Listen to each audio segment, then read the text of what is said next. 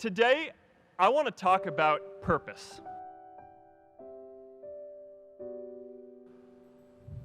But I'm not here to give you the standard commencement about finding your purpose. We're millennials. We try to do that instinctively. Instead, I'm here to tell you that finding your purpose isn't enough.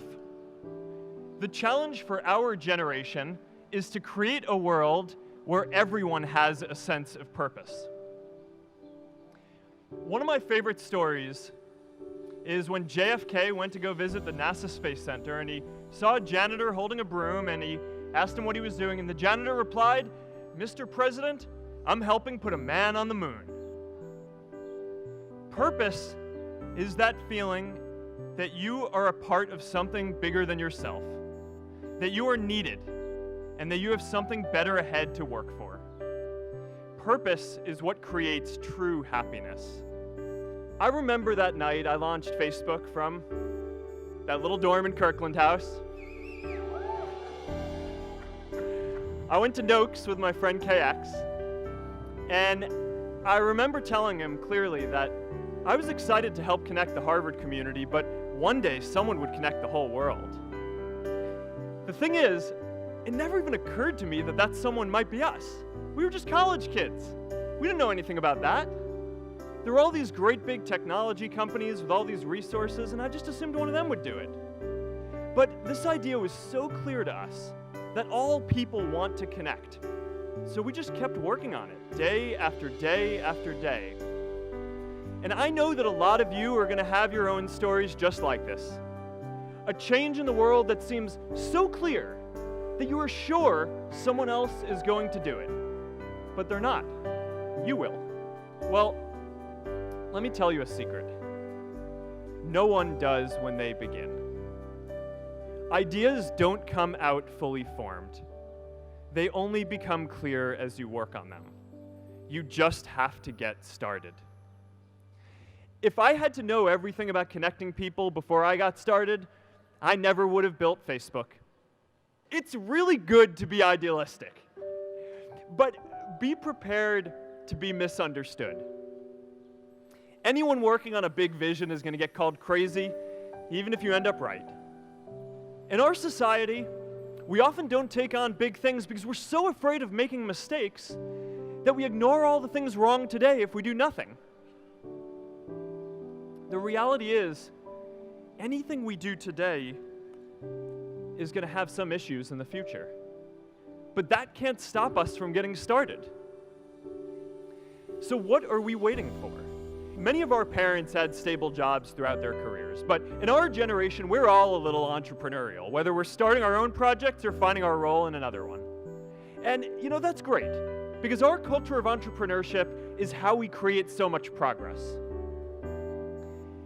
An entrepreneurial culture thrives when it is easy to try lots of new ideas. Facebook wasn't the first thing I built. I also built chat systems and games, study tools and music players, and I'm not alone. J.K. Rowling got rejected 12 times before she finally wrote and published Harry Potter. Even Beyoncé had to make hundreds of songs to get Halo. The greatest successes come from having the freedom to fail. Now, today, we have a level of wealth inequality that hurts everyone. When you don't have the freedom to take your idea and turn it into a historic enterprise, we all lose. And right now, today, our society is way over-indexed on rewarding people when they're successful, and we don't do nearly enough to make sure that everyone can take lots of different shots. Now let's face it, there is something wrong with our system when I can leave here and make billions of dollars in 10 years, while millions of students can't even afford to pay off their loans, let alone start a business. Look, I know a lot of entrepreneurs. And I don't know a single person who gave up on starting a business because they were worried they might not make enough money. But I know too many people who haven't had the chance to pursue their dreams because they didn't have a cushion to fall back on if they failed. We all know you don't get successful just by having a good idea or working hard. You get successful by being lucky too. If I had to support my family growing up instead of having the time to learn how to code, if I didn't know that I was going to be fine if Facebook didn't work out, then I wouldn't be standing up here today. And this is my story too. A student in a dorm, connecting one community at a time, and keeping at it until one day we can connect the whole world. Change starts local. Even global change starts small with people like us. In our generation, the struggle of whether we connect more, whether we achieve our greatest opportunities, comes down to this: your ability to build communities and create a world where every single person has a sense of purpose. You are graduating into a world that needs purpose, and it's up to you to create it. Now, maybe you're asking yourself, can I really do this? Well, remember when I told you about that class I taught at the Boys and Girls Club? One day after class, I was talking to my students about going to college, and one of my top students raised his hand and said that he wasn't sure he could go to college because he's undocumented. He wasn't sure if they'd take him.